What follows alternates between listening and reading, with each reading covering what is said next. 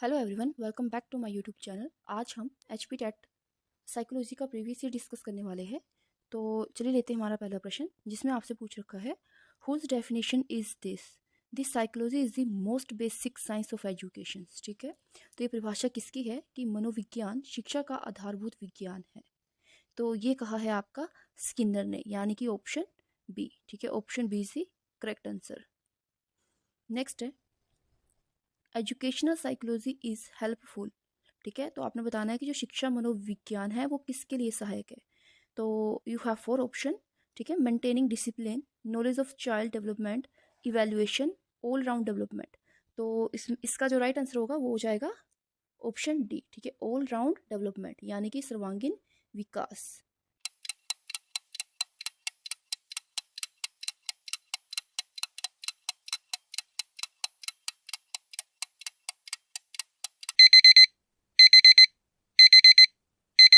ठीक है, तो जो शिक्षा मनोविज्ञान है वो बालकों के सर्वांगीण विकास की बात करता है।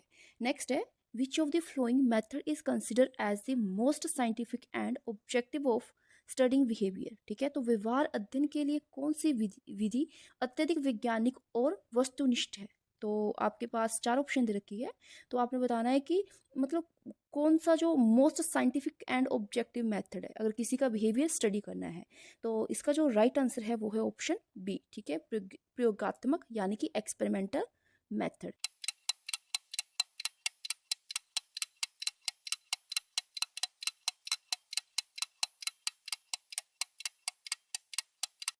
नेक्स्ट है जिसमें पूछ रखा है how many stages Erikson describe in psychosocial development. ठीक है, तो आपने बताना कि एरिक्सन ने मनोसामाजिक विकास की कितनी अवस्थाएं बताई है। तो इन्होंने बताई है 8। ठीक है, कितनी बताई है 8। कभी कभार एग्जामिनर है जो एग्जाम में पूछ लेता है कि जो साइको सोशल डेवलपमेंट है, ठीक है, या मनोसामाजिक विकास की बात कौन करता है, तो वो करते हैं आपके एरिक्सन। ठीक है, कौन करता है, एरिक्सन करते हैं। और इन्होंने कितनी स्टेजेस की बात की है, इन्होंने की है 8 की। और वो कौन कौन सी है, इसके कभी कभार क्या है ना, एग्जामिनर एग्जाम में ये भी पूछ लेता है कि जो इसकी स्टेजेस है उनकी ना एक एज दे रखी है। ठीक है, जैसे फर्स्ट स्टेज है इसकी ट्रस्ट वर्सेस मिसट्रस्ट। ठीक है, तो एग्जाम में ये पूछ लिया जाता है कि जो ट्रस्ट वर्सेस मिसट्रस्ट, ठीक है, ये जो स्टेज है कब से कब तक होती है। ठीक है, कौन सी एज तक होती है, तो ये होती है आपकी 0 से लेके 1 या 1.5 साल के बीच में होती है ट्रस्ट वर्सेस मिसट्रस्ट। ठीक है, और सेकंड है आपकी ऑटोनॉमी वर्सेस शेम। ठीक है, थर्ड है इनिशिएटिव वर्सेस गिल्ट, और फोर्थ है इंडस्ट्री वर्सेस इन्फीरियरिटी। फिफ्थ है आपकी आइडेंटिटी वर्सेस रोल कन्फ्यूजन, और नेक्स्ट जो 6th है वो है आपकी इंटीमेसी वर्सेस आइसोलेशन, एंड जो 7th है वो है आपकी generativity versus stagnation, and 8th है आपकी ईगो इंटीग्रिटी वर्सेस डिस्पेयर। ठीक है, तो आपको इन 8 स्टेजेस के नाम आने चाहिए। ठीक है, और इन स्टेजेस के आगे जो ये एज दे रखी है आपको ये भी पता होना चाहिए कि कौन सी जो स्टेज है, ठीक है, उसकी एज क्या है। ठीक है,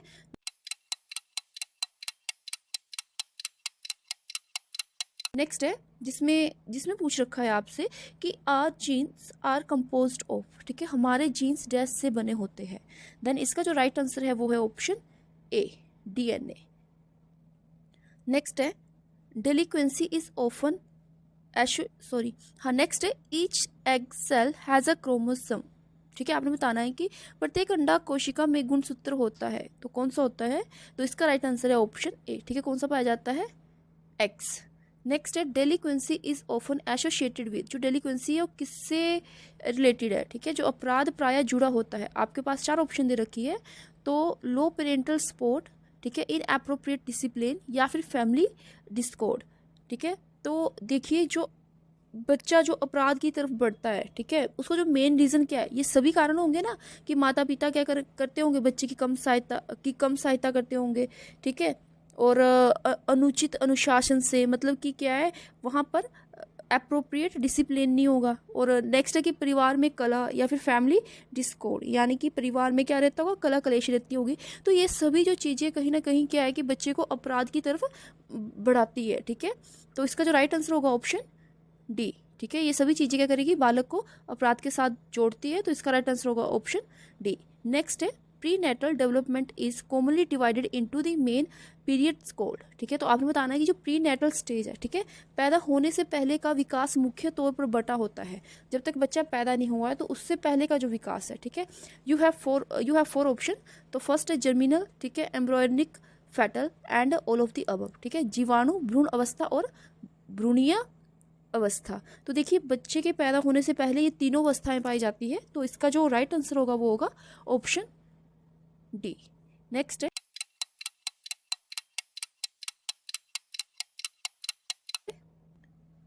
इसमें पूछ रखा है the process of dash is important in personality development. ठीक है, तो क्या इंपॉर्टेंट है, व्यक्तित्व विकास की प्रक्रिया के लिए आवश्यक है। ठीक है, फर्स्ट है आइडेंटिफिकेशन, या फिर सिमिलैरिटी, या फिर सोशल अटैचमेंट, या फिर सेपरेशन। ठीक है, पहचान जरूरी है, या फिर समानता, या फिर सामाजिक बंधन, या फिर पृथकीकरण। देखिए तो जिसका राइट आंसर है वो है ऑप्शन ए। ठीक है, यहाँ पर जो आंसर डिस्कस की जा रही है वो है ऑफिशियल आंसर की के अकॉर्डिंग।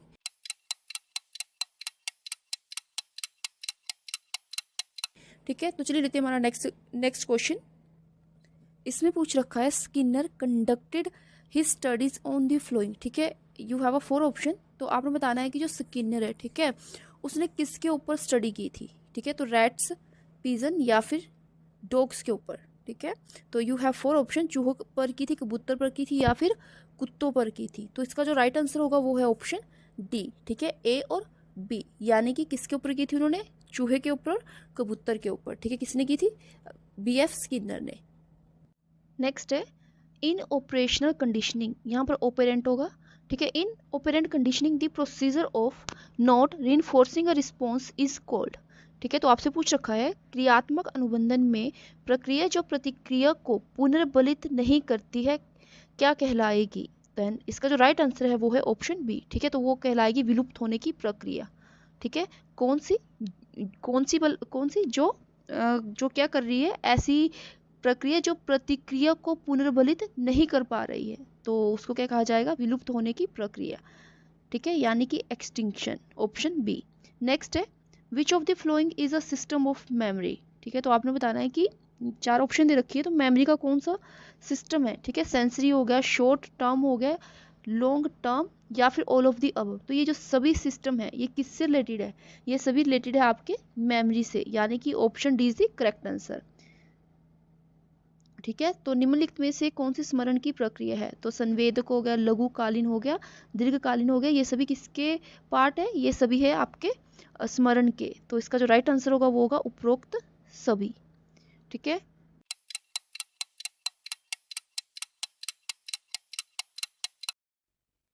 नेक्स्ट है जिसमें पूछ रखा है the first stage of memory is. ठीक है, तो आपने बताना है कि जो फर्स्ट स्टेज है मेमोरी की वो कौन सी है। You have four option.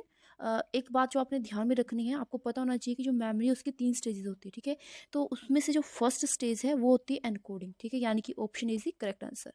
तो इसका जो राइट आंसर होगा वो होगा आगमनात्मक। ठीक है, देखिए जो फर्स्ट स्टेज है मेमोरी की वो है आपकी एनकोडिंग, एंड जो सेकंड है वो है आपकी स्टोरेज। ठीक है, और जो थर्ड नंबर पे आती है वो है रिट्राइवल। ठीक है, तो हिंदी में भी आप याद रखेंगे, जो हिंदी मीडियम वाले हैं, फर्स्ट स्टेज पे आपकी आ जाती है आगमनात्मक, और सेकंड में आता है धारण, और थर्ड में आता है पुनः प्राप्त करना। ठीक है, ये थर्ड अवस्था है ये। नेक्स्ट है पार्शियल और कंप्लीट लॉस ऑफ मेमोरीज को। ठीक है, अगर कहते हैं कि आंशिक या पूरी तरह से स्मरण का खोना। ठीक है, आंशिक मतलब या तो थोड़ा सा कम, या फिर पूरी तरह से क्या हो रहा है, मेमोरी लॉस हो रहा है, तो आप उसको क्या कहेंगे। ठीक है, तो इसका जो राइट आंसर है वो है आपका ऑप्शन सी। ठीक है, विसरण। ठीक है, एमनेसिया क्या कहेंगे,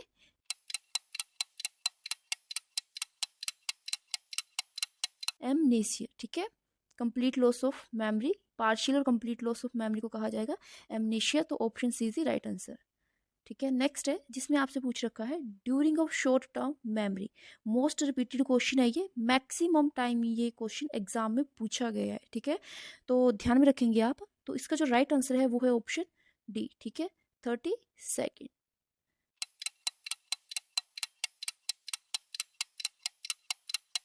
नेक्स्ट है जिसमें पूछ रखा है which of the mental activities is involve in thinking. ठीक है, यू हैव 4 ऑप्शन। आपने बताना है कि चिंतन में कौन सी मानसिक प्रक्रिया चलती है। ठीक है, तो कौन सी चलती है, अगर आप देखेंगे तो जिस वक्त आप सोच रहे हो, ठीक है, सोचने में क्या क्या है, निष्कर्ष भी निकाल सकते हो आप। ठीक है, अमूर्त प्रक्रिया अब्स्ट्रैक्टिंग थिंकिंग भी चलती है। ठीक है, तर्क वितर्क भी चलेगा, और उपरोक्त सभी। तो इसका जो राइट आंसर होगा वो होगा उपरोक्त सभी। तो ये सारी चीजें क्या है, किसके अंदर चलती है, ये सभी ये चलती है आपकी चिंतन प्रक्रिया के अंदर। ठीक है,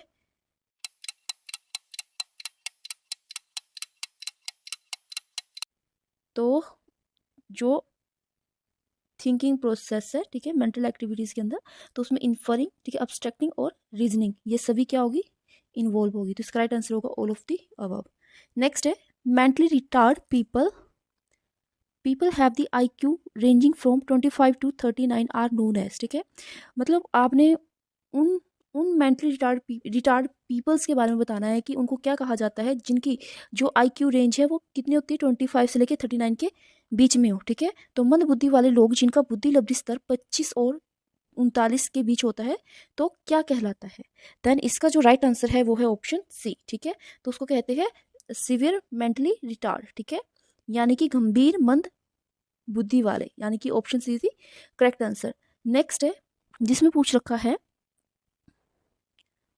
who propound who propounded the projective method. Very very important and easy भी है। ठीक है, तो पता ही होगा आपको कि जो प्रोजेक्ट पद्धति है वो किसके द्वारा प्रतिपादित की गई है, तो वो की गई है किलपैट्रिक के द्वारा, यानी कि option B is the correct answer. ठीक है, option B is the right answer. Next है जिसमें आपसे पूछ रखा है who was propounder of anticipatory theory of play. ठीक है, तो आपने बताना है कि पूर्व अभिनय खेल सिद्धांत का प्रतिपादक कौन है। ठीक है, या फिर क्या बोलेंगे इंग्लिश में, एंटीसिपेटरी थ्योरी ऑफ प्ले। तो इसके जो प्रतिपादक है वो कौन है। देखिए जो इसके प्रतिपादक है, ठीक है, तो वो है आपके मेल ब्रांच, यानी कि option A is correct answer. ठीक है, कौन है, पूर्व अभिनय खेल सिद्धांत के जो प्रतिपादक है वो है आपके मेल ब्रांच। नेक्स्ट है जिसमें आपसे पूछ रखा है who said two children have no common ability. ठीक है, तो आपने बताना है कि किस व्यक्ति ने कहा है कि जो दो बालकों में समान योग्यताएं नहीं होती। ठीक है, जो दो बालक है उनके बीच में कभी भी समान योग्यताएं नहीं होती, ये किसने कहा है। यू हैव 4 ऑप्शन, 4 ऑप्शन दे रखी है आपको। देन इसका जो राइट आंसर है वो है हरलोक। ठीक है, ऑप्शन ए। तो हरलोक का क्या मानना है कि इनका मानना है कि जो दो बालक है उनमें कभी भी समान योग्यताएं नहीं होती है। ठीक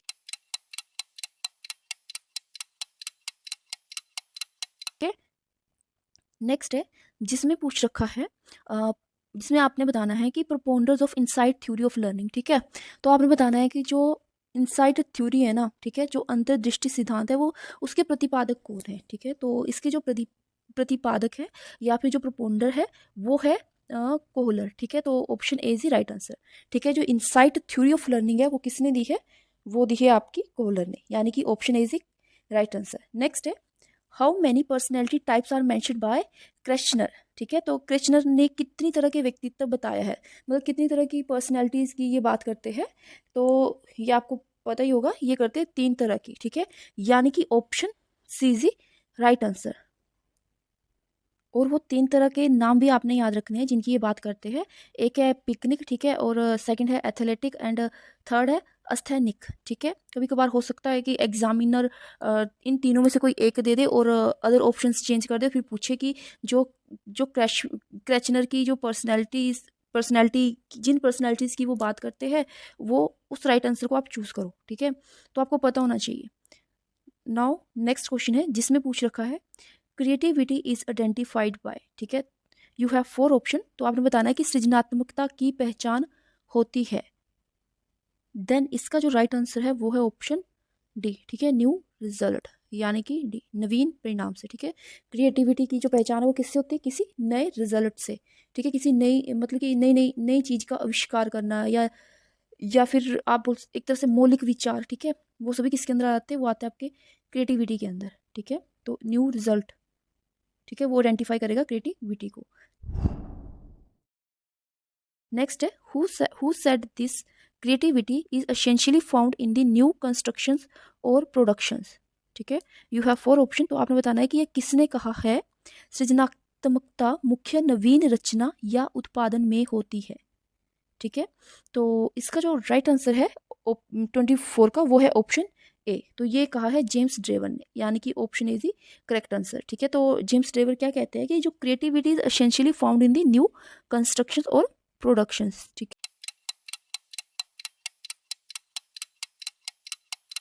है, नेक्स्ट है who is the propounders of learning rules. ठीक है, तो आपने बताना है कि अधिगम के नियमों का प्रतिपादक कौन है। You have 4 option. देन इसके जो प्रतिपादक है, ठीक है, अधिगम के नियमों के, तो वो है आपके थॉर्नडाइक, यानी कि option B is the correct answer. ठीक है, नेक्स्ट है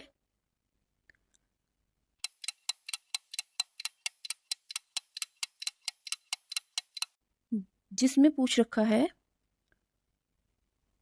children whose mental age is lower than their chronicle age are known as। ठीक है, तो आपने बताना है कि बच्चे जिनकी मानसिक आयु उनकी कालानुक्रमिक आयु से कम होती है तो वे डैश कहलाते हैं। इनके कहने का मतलब है कि मान लो कोई बच्चा मान लो 12 साल का है, ठीक है, बट उसकी जो मानसिक आयु है, जो उसकी सोचने की क्षमता है, वो है 5 साल के बच्चे की तरह वो सोचता है। ठीक है, तो उस तरह के बच्चे को आप क्या कहेंगे। ठीक है, तो इस तरह के बच्चे को हम कहते हैं रिटार्डेड चाइल्ड, यानी कि ऑप्शन डी मंदित बालक। नेक्स्ट है जिसमें पूछ रखा है children construct their own understanding through interaction with their environment stated by whom. ठीक है, बच्चे अपने वातावरण के साथ संबंध बनाते हुए समझ का विकास कर लेते हैं। किसने कहा है, इंपॉर्टेंट है ये। तो ये कहा है प्याजे ने, यानी कि option C is correct answer. ठीक है, तो प्याजे का मानना है कि जो बच्चे वो क्या करते हैं, अपने वातावरण के साथ संबंध बनाते हुए अपनी समझ का विकास कर लेते हैं कि जितनी ज़्यादा उनकी इंटरेक्शन एनवायरनमेंट के साथ होगी तो उतना ही ज़्यादा क्या होगा, उनके अंदर मतलब उनकी समझ विकसित होगी, उनकी सोचने समझने की जो क्षमता है वो विकसित होगी, ये कहते हैं प्याजे। ठीक है, नेक्स्ट है जिसमें पूछ रखा है what is the IQ of a child whose mental age is equal to the chronological age. देखिए, ये जो IQ कैलकुलेट करने वाला जो फॉर्मूला है, ठीक है, वो आपको आना चाहिए। ठीक है, इससे रिलेटेड क्या है, कोई ना कोई एग्जाम में न्यूमेरिकल आपको सोल्व करने को जरूर आता है। और यहाँ पर भी अगर आप देखेंगे तो आपसे पूछ रखा है कि जिस बालक की मानसिक आयु उसकी कालानुक्रमिक यानी कि क्रोनिकल आयु के बराबर हो तो उसकी बुद्धि लब्धि कितनी होगी। ठीक है, पहले तो आपको इसका फॉर्मूला पता होना चाहिए। ठीक है, मैं भी सोल्व कर देती हूँ। तो इसका जो फॉर्मूला है IQ निकालने का वो है आपका IQ equal to mental age upon chronological age into 100। ठीक है, तो देखो यहाँ पर अगर दोनों बराबर है, इक्वल है ना, मेंटल एज भी मान लो x है और क्रोनिकल एज भी कितनी है आपकी x है ना, यहाँ पर भी x भर देंगे, यहाँ पर भी x भर दोगे तो यहाँ पर भी x भर दोगे, है ना, इंटू 100। तो x से x क्या होगा कैंसिल, कितना बचा 100। यानी कि अगर किसी की मेंटल एज और क्रोनिकल एज इक्वल हो, ठीक है, तो मेंटल अगर किसी की क्या है कि अगर किसी की मेंटल एज और क्रोनिकल एज इक्वल हो तो उसका जो IQ आएगा वो कितना आएगा 100, यानी कि ऑप्शन इज करेक्ट आंसर। ठीक है, नेक्स्ट है जिसमें पूछ रखा है the stage in which a child begins to think logically about object and event is known as. ठीक है, वह स्तर जिसमें बच्चा किसी वस्तु एवं घटना के बारे में तार्किक रूप से सोचना शुरू करता है कहा जाता है। तो आपने बताना है कि मतलब उस स्टेज के बारे में बताना है आपने। ठीक है, प्याजे के अकॉर्डिंग। ठीक है, आपने बताना है कि जिसमें बच्चा क्या करता है, लॉजिकली सोचना शुरू कर देता है। तो जो बच्चा लॉजिकली सोचना शुरू करता है वो करता है आपका कॉन्क्रीट ऑपरेशनल में, यानी कि ऑप्शन डी। ठीक है, option D concrete operation stage में।